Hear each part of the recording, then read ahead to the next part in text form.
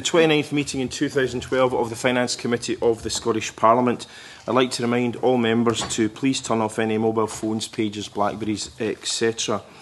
We have one agenda item today to take evidence from the SPCB as part of our draft 2013-14 budget scrutiny. And can I therefore welcome Liam MacArthur MSP, Paul Grice and Derek Kroll to this morning's committee meeting.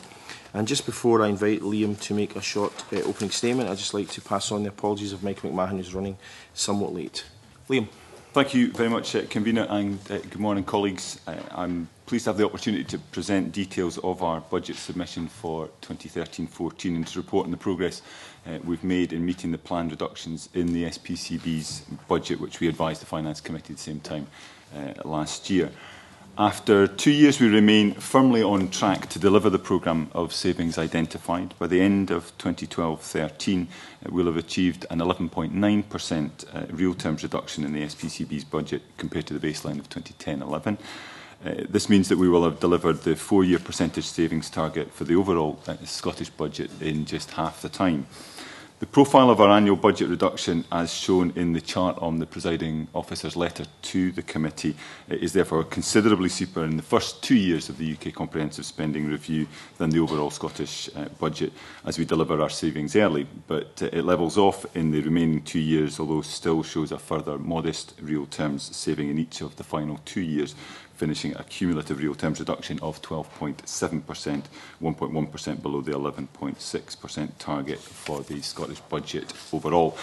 The savings to date have been achieved by a combination of pay freezes for SPS staff members' pay and expenses, staff reductions and a change management programme which has covered all aspects of the Parliament's operations. Although the current pay freezes come to an end in March 2013, we recognise the extremely difficult fiscal environment in which the whole public sector continues to operate. Accordingly, our 2013-14 budget submission for staff pay assumes continuing pay restraint with provision for a modest settlement in line with current public sector pay projections. Similarly, MSP salaries are restricted to the 1% increase announced by IPSA in respect of MPs' salaries. In the context of the Treasury's forecast GDP deflator of 2.5% for next year. These both represent further reductions in real terms. If I could touch on the issue of the external security facility, you'll be aware of the SPCB's decision earlier this year to proceed with the construction of an external security facility. This is the most significant project which the SPCB has undertaken since the move to Holyrood. I can confirm that we have been able to accommodate the planned expenditure on the ESF within the overall indicative forecast previously advised by the corporate body to this committee. Accordingly, we have not changed our total indicative forecast for 2013-14 from the figure advised to you last year. On the issue of Commissioners and Ombudsmen, as members are aware, the SPCB is charged with the oversight of these bodies, and the Finance Committee has rightly taken a very strong interest in how we exercise this oversight. The 2013-14 budget submissions of the various bodies amount to £8.1 million, which is a reduction of 2.1% in cash terms compared to the equivalent 2012-13 budget. The detailed schedules provided in this year's budget submission in response to questions raised by this committee at the equivalent stage last year confirm that each office holder has met or exceeded the savings target set by the SPCB by 2013-14. The SPCB is acutely aware of the fine balance it needs to strike between robust scrutiny on the one hand and the operational independence that these bodies were given when Parliament established them. In this regard, I'm particularly grateful to the committee for its strong interest over the recent years and helping us to adopt a robust approach in our scrutiny of the budget bids. Finally, Convener, I would like to place on record the appreciation of the corporate body for the work done by the Chief Executive and his team in preparing the SPCB's 2013-14 budget submission. That concludes my opening remarks. I hope I've managed to convey a sense of the approach that we've taken to the budget for 2013 and the years following on from that. My colleagues and I would be more than happy to answer any questions the committee has. Thank you. Thank you very much for that brief opening statement, and I'd also like to thank you for the detailed submission which was given to members. In fact, a submission so detailed, I think it's likely to truncate the number of questions that come from our committee, but I will start with one or two. And it's just with regard to Schedule 2, the capital expenditure bid is £3 million, but last year the forecast was 2.313 million. But there's no commentary in Schedule 3 explaining this increase.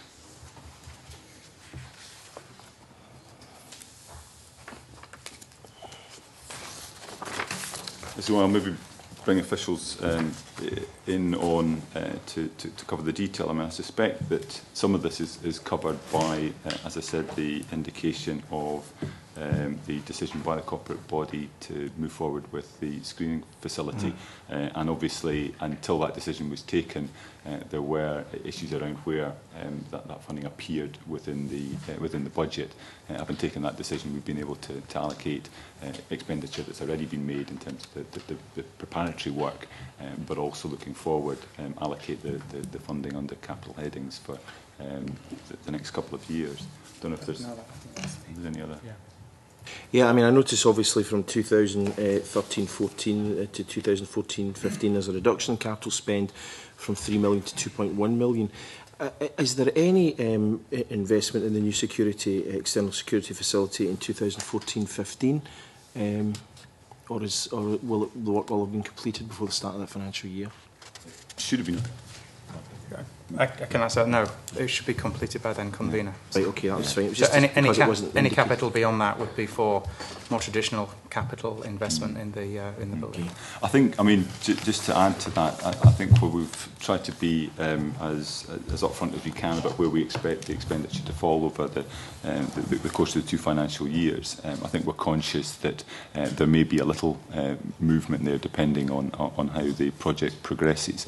But I think the corporate body as a whole is comfortable with the way in which we can manage this, and it certainly shouldn't result in any additional pressures on the budget in either of those years. And there's certainly an advantage in being able to spread it over the 2 years, obviously. Okay, thank you. Now, last year we had quite a discussion about audit, and there was an issue, of course, with regard to the audit fee, the audit fee increased by some 2.6%, although there was supposed to be an average reduction of 7.75%. It was indicated last year there would be some discussions with Audit Scotland on that, and I noticed there has been quite a substantial reduction in the audit fee to £64,000, but there's no commentary on the discussions which you had with Audit Scotland. So I'm just wondering, given what was discussed last year, if you could give us some commentary. I'll maybe hand to Derek, but I mean, certainly the intervention of the Finance Committee at this stage last year was exceptionally helpful in giving power to our elbow in those discussions when we took those away.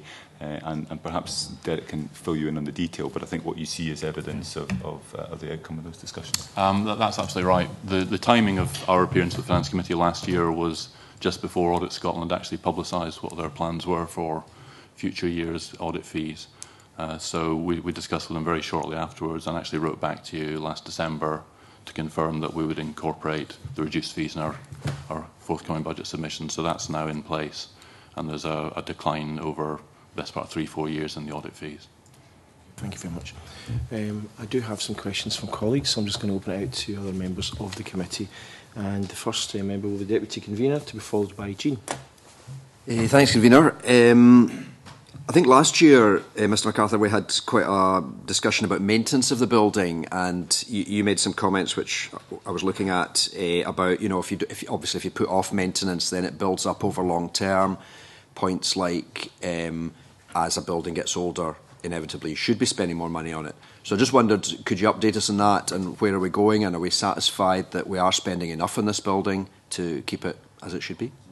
I do recall those exchanges, and I think the story hasn't really changed at all. I mean, the planned maintenance expenditure is slightly up on last year for ongoing maintenance, including internal plant and machinery, doors, windows, electrical, plumbing, heating systems, and the like. I suspect that is what one would anticipate as a building ages. I'm not sure there's anything that has occurred over the last 12 months or we're anticipating that would cause us to have any concerns around the projections going forward. I mean, obviously there is maintenance that is required that is perhaps less easy to predict, but there is contingency in there to deal with that. We've also, in relation to accommodating the external security facility, looked at how the ways in which we map out expenditure in this and other areas to make sure that we retain a building that is fit for purpose. We don't simply increase the cost that we're going to have to incur later down the line, but it's allowed us to accommodate the security facility within the overall envelope of the budget for the next 2 years. I don't know if there's anything Paul would like to add on that. Simply to say that we do recognise the intense pressure on this building, you know, with something like 400,000 visitors, events, a lot of users. So I think corporate bodies very keen to, I think, meet the point you make about investing now to make sure that we don't leave a legacy down the road. And so that continues to be the policy. And I would expect it to continue that way, as Liam MacArthur says, for the foreseeable future. Okay, thank you. And the other kind of wider point was just, I mean, it's all very impressive that there's a 12.7% saving overall compared to the 11.6 I think it was for the overall Scottish budget. I think it's about 17% for some of the commissioners and so on. I mean, are we really happy that we can produce a service at that level? Or, you know, I mean, I accept that you can save, you know, a pay freeze saves us 1 or 2%, but these are quite big figures. I mean, that's 1/8 of the budget.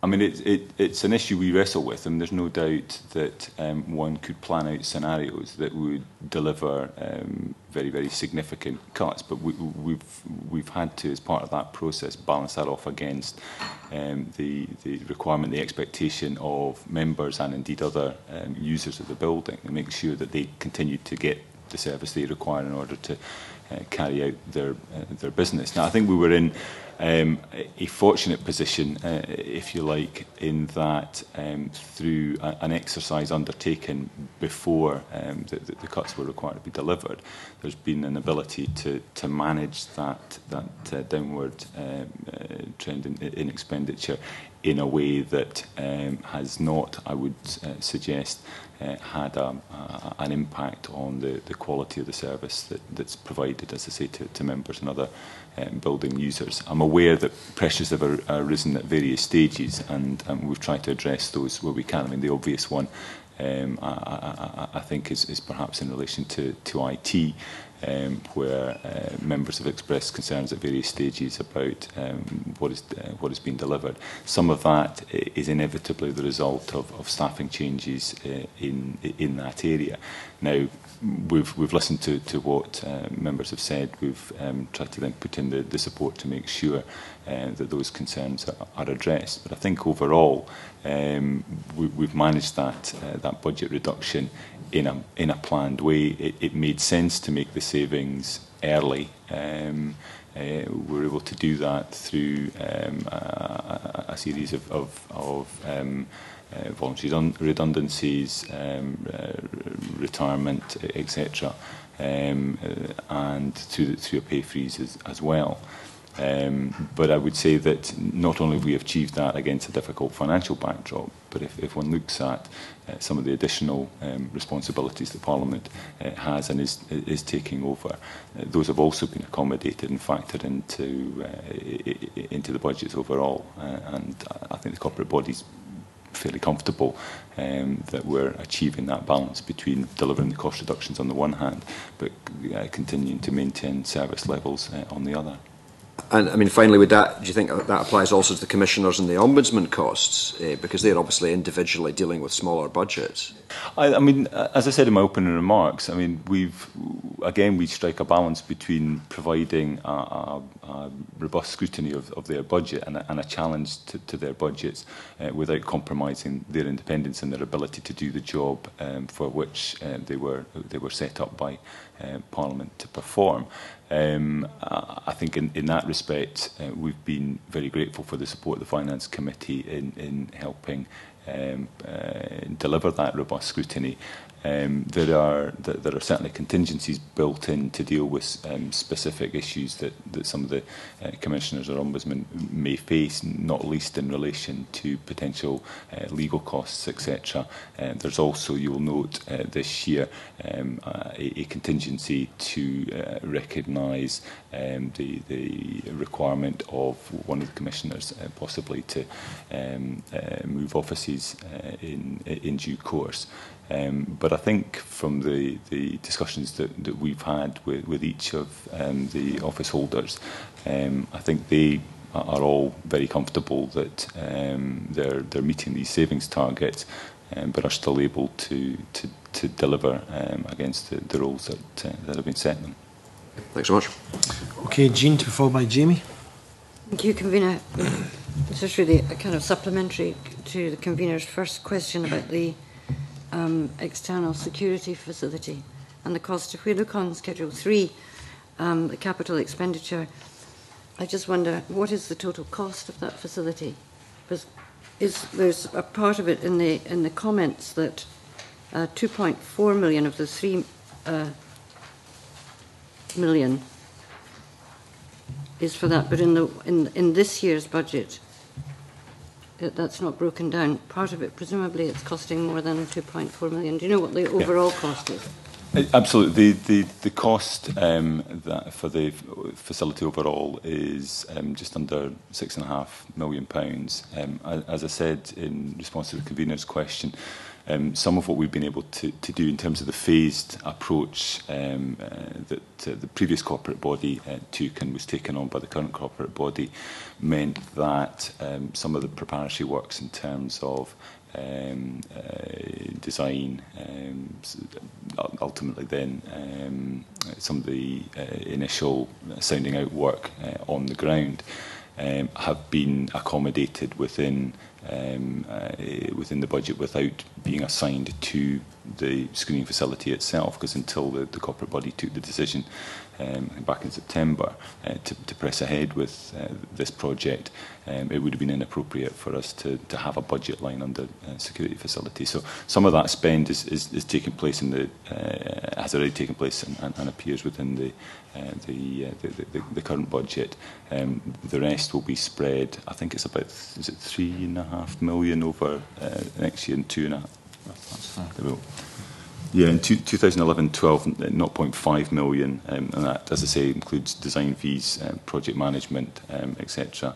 2012-13, the tender exercise and the actual commencement of construction, which will total 3.6 million over the course of that financial year. In 2013-14, where the project itself will be completed, the budget allocated is 2.4 million. Now, as I say, I think we anticipate that there may be the need to flex a little depending on how the project progresses, but we are absolutely determined to make sure that we are on top of that on a daily basis, a weekly basis. Updates have been provided for the corporate body, and we're confident we can manage that within the budget that's been set. And indeed, the contract itself has been structured in such a way as the risk for any delays rests predominantly with the winner of the tender itself. So I've just not read these papers right to identify another £4 million for the facility. Is that right? In another budget? No. And another No, and it's not that I think you're not reading it right. It's just the budget just identifies capital and revenue, and the external security facility, in a sense, is a major capital project across 2 years. It doesn't have a separate line of its own, so you're not reading it wrong. You've just got to look at we're focusing on next year's budget, but in fact, just over half of it will be built out of last year's and this year's budget. So that's really the point. And my other question is on the line before that on Schedule 3. There's an income for the shop, for the Parliament shop. Is that net profit? Net loss. Yeah, the shop facility is an issue that we've returned to at various stages. I think the loss is around 45. I mean, it's actually it's the income, it's the turnover for the shop, which is shown separately for reporting purposes. We need to strip out the income from the rest of the costs. Overall, if you take the income and the staff costs and the cost of stock, there's an overall loss of about 46,000. Where do the purchases for the shop appear? They're in part of running costs. I see. So you don't produce accounts for that unit? We don't show it here. We do produce separate statutory accounts for tax purposes for the shop to demonstrate that it's not making a profit. And is it possible to see these? Certainly we could do that. I mean, I think you highlight an issue that the corporate body itself has been aware of for a number of years, that there is a challenge in terms of the profitability or otherwise of the shop. There have been various initiatives undertaken, and I think it's fair to say they've met with varying degrees of success.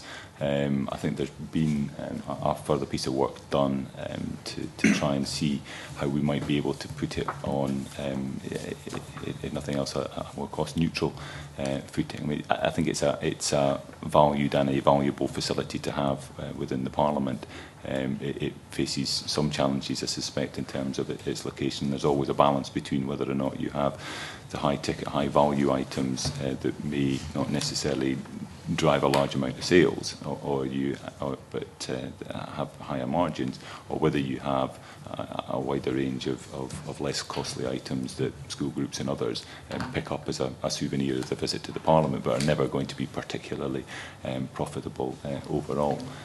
So I think there's some issues there that as a corporate body we're going to continue to need to look at, but I don't think there's any question that this is a facility that we need to maintain and make sure it's meeting the needs of building users.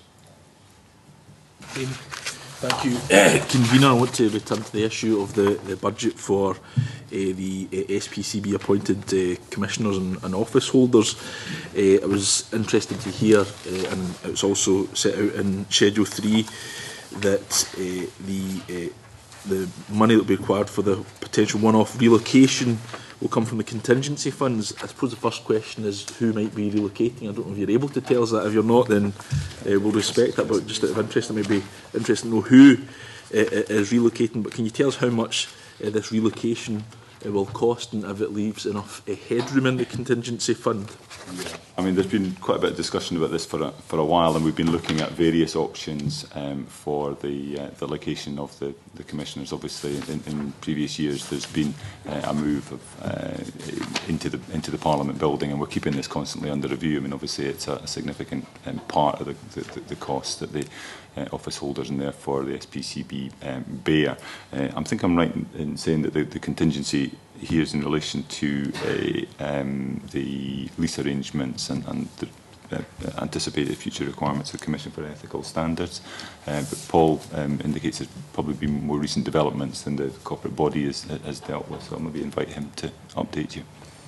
Yeah, I think you're right in your answers. Just to say, I think it comes back to the point which Mr. Mason asked about the commissions themselves. They're quite small bodies, and therefore there's a limited scope at the end of the day to continue to make savings. And the corporate body has identified property costs as an area to look at. And because of the way they were set up, you'll recall this over a period of time incrementally, each has got its own office, and so the corporate body's plan in the longer term is to look to see whether there's even a possibility of having all or most of the commissioners operating out of one hub, thereby enabling further savings. And that's the plan. The difficulty we face is most of them are in fairly long leases with different break points and different penalty clauses. So that's been quite a complex thing to work through. What I would say is we've been working with the government, and they may well be able to offer the solution as a major landlord. So that's really where we're going with that. I think that's a longer term plan, certainly will stretch beyond next year.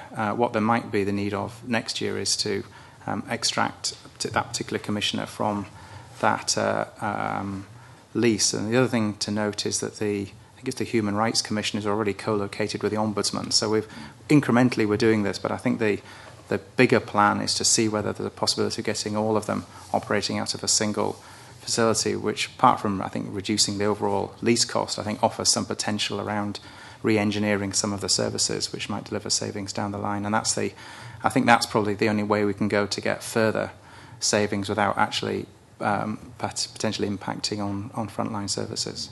I mean, I think we're conscious all the way through that as we make these savings, as I was saying in response to Mr Mason, we're conscious of the need not to disrupt the work of these offices in carrying out their duties. And I think what we've tried to do is identify areas where we can make the changes, make savings early, but with a longer term view about how we might be able to bring this together in a way that is a more sustainable financial footing kind of longer term. I mean, that all sounds like a sensible thing to do, but my question, I suppose, was, have you been able to quantify what because there's a forecast £50,000 increase to the contingency budget from which you want to draw upon for the purposes of this one-off relocation. So have you been able to quantify what the costs of this one-off relocation will be? Sorry, I can't answer that. We don't. The answer is we don't know exactly. We think we're confident the 50,000 will cover it. Hopefully, a little less than that. The reason we put it in contingency, not in the line, is because that negotiation, if you like, hasn't completed yet. So we're confident that will cover it, but I can't give you a precise figure, which is why we put it in the contingency. Okay. What about the securing of savings in the medium term, which is obviously the rationale set out here for this one-off relocation? Have they been quantified yet? It's difficult to give a precise answer because we don't yet. We're still in discussions with the government in particular. A lot of that will depend on what sort of lease deal we can get on a premises, the speed with which we can get all the commissioners into it.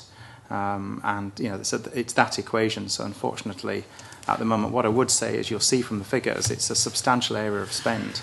And the corporate body, and certainly myself, are hopeful if we can bring that off in the longer term. You're certainly talking of hopefully savings of tens of thousands, and therefore worth pursuing. But I can't quantify it, unfortunately, until we actually find a location and get a lease on that. But it was obviously the sort of thing that we would hopefully be able to update the Finance Committee in more detail as we go along. But we were quite deliberate in, as Paul has suggested, not putting this within the Commission's budget line and keeping it as a contingency, which is what we very much see it as. I mean, there's the additional contingency that's there in relation to the office holders to deal with, as I said earlier, things like legal challenges, legal costs, etc., which are inevitably, I suppose, part and parcel of some of the work they're involved in. But as Paul indicates, there's been discussions with Scottish Government, with the office holders, and obviously within the corporate body about how we may deliver more significant savings over the longer term, albeit that I suspect there'll be an upfront cost for that. But some of the figures that we've indicative figures we've seen at this stage are at least encouraging. I suppose we look forward to further detail in the future. I just have one final question, that's okay, we're in a different area, and it relates to SPCB staff pay. And I see it set out in the paper that the proposal is for a modest provision for future pay settlements in line with current public sector pay projections. So I'm presuming the answer to this question is yes, but I just want to absolutely clarify, does this mean a 1% increase for most staff? And I don't know the breakdown in terms of staff, if this includes anyone at higher up rating for lower paid staff. I think it's £21,000 or less is the proposal across the rest of the public sector, and a pay freeze for the highest paid SPCB staff. Again, I'll invite Paul, who's more directly involved in the negotiation themselves, to talk through the detail. I think we were conscious that the committee last year, acknowledging that this was a pressure that was going to bear on the budget once the pay freeze came to an end, and we've sought to factor that into the budget. I mean, the negotiations are clearly still at an ongoing stage, and therefore predicting what the outcome will be is probably fraught with some difficulties. But I mean, maybe Paul can set it where we are with that. I can't add much more than that because we are in the middle of negotiations with the 3 recognised trades unions as we speak, and I wouldn't want to preempt the outcome of those negotiations. What I would say is that the current pay freeze runs to the 31st of March next year, and I would be optimistic that we will hopefully have an agreed deal to announce before the current pay freeze comes to an end. But as the paper states, we're operating very much within the spirit and the context of public sector pay awards generally, but recognising the Parliament is an independent body, and therefore I think it's proper that it negotiates independently of government and others. So that's the position, but I can't say any more, unfortunately, as those negotiations are still underway. What about, you might be able to say a bit more in terms of the last point, in terms of the management level then, is it likely to be a pay freeze for the highest paid corporate body staff? What I'm happy to do is to write to the committee once the negotiations have been completed, and then I'll be able to answer all your points if that's acceptable to you. It's dangerous to speculate on any aspect. These things are done in the round, and I think out of respect for the unions, if nothing else, it would be right and proper to allow those negotiations to conclude. But I'd be more than happy to update the committee at the point that they are concluded. Okay. Elaine. Thanks, Convener. As members know, the former members with the former restaurant and bar was significantly loss-making, and we fairly recently changed the arrangements and brought that into the allowances office. And part of the rationale, I thought, for doing that was that the former facility might be able to be used for income generation, and yet there's not actually any projected income generation I can see here, because all the projected income actually relates to the shop. Is that in some other line, or is that not something that would show up on? Yeah, I mean, I'll ask Paul to take that in a second, but clearly the decision to relocate the bar facility to the former allowances office was an issue over which we agonised for a while, because while the dining facility in the evenings upstairs was not as well used as I think it needed to be, and we were incurring quite a significant loss as a result. It was nevertheless, it was something that members did, or those that used it did value it. But I think we, having deliberated on this for a while, reached the conclusion we simply could not, against the backdrop of what we've been discussing this morning, justify continuing a subsidy in the region of about £50,000 a year. In terms of the additional income generation, I mean, I think what the move has also enabled, as well as what appears to be a pretty well supported arrangement in the downstairs of the garden lobby, is opening up an available space that has been pretty well used already at this stage. I mean, I've been to, I think, 3 or 4 events that have taken place in the restaurant area and into the bar. Events that, with the exception probably of the garden lobby, couldn't have been accommodated within the Parliament building, and therefore either wouldn't have taken place or would have had to have taken place some way down the line. So I think we're already seeing the benefits. In terms of the specific issue of income generation, maybe I'll ask Paul to respond to that. You're right, is the first answer. That's really one of the particular uses we thought that facility could be used for. There's actually a piece of work in hand just at the moment looking at it. It's not that straightforward. There are issues, obviously, with access to the building. We can't just allow people to come in off the street. There are, I think, reputational issues. We're a parliament, and I think there's a fine judgment to be made there as to how far we would push that, and that's certainly my own view on that, as you need to have members central to that. So I think there's some issues there we need to think about. In terms of how income would show up, in this area, actually, it would show up almost as a negative subsidy on the catering contract, and that's how it would be accounted for. So it's different in that sense to selling things to the shop. That's why it doesn't show up in that way. But you would expect it to flow through if we're successful, as I say, in reduced subsidy, reduced costs. And again, I think perhaps something that when we're before you next time around, we hopefully be able to say something more precisely on. Yeah, I mean, I think the driver for this was addressing a cost that we were continuing to bear through the subsidy, and that I think was really the principal motive about behind taking the decision. The revenue raising opportunities are, as Paul's indicated, always a balance where I'm fairly sure if you took a gung-ho approach, the kudos of holding events and all the rest of it within the Parliament would be a relatively straightforward sell. But I think it wouldn't necessarily be the sort of message that we want to send out about a building that is there to be open and accessible to all. So I think we've got a bit of an issue to wrestle with there. But as Paul says, it's probably something we'll need to return to next year and in subsequent years. I think I just feel that given the very negative publicity there was over a number of years about the cost of the previous facility, and I actually think the new arrangements are better than the old arrangements, but the Parliament took quite a hit in terms of negative publicity about the cost of the previous facility, that actually being able to demonstrate the saving through the new arrangements would actually be quite beneficial. And I can say I've also been to events in the former bar and restaurant area. One of them was held by a fairly wealthy profit-making organisation. I do wonder whether organisations like that could possibly be contributing something towards the running of the building if they are using our building. Again, I suppose there's a balance there that I mean, this is a building where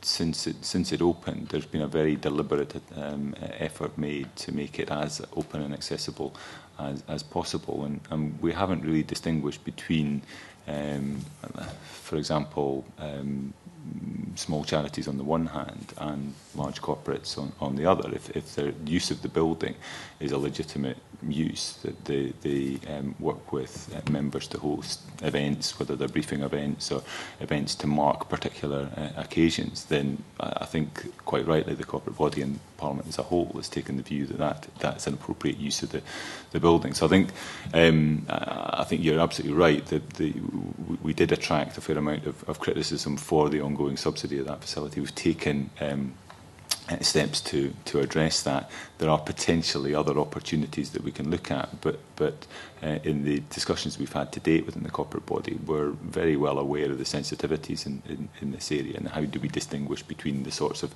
events that you're talking about and the type that may generate an income in due course. But I welcome your comments about the new facility. It's good to hear. That's exhausted questions from the committee, and I would just like to add that I hosted a reception for the Prince's Trust in the former Members' Restaurant space, and it was very, very popular. I think it's got a really good atmosphere, better than the Garden Lobby, I think, for receptions, and it really has helped break the kind of logjam in terms of having to wait months for events where you, in that case, had 170 people. And the issue, of course, is that many of the corporates who have money do spend money on catering, etc., which also makes some kind of contribution.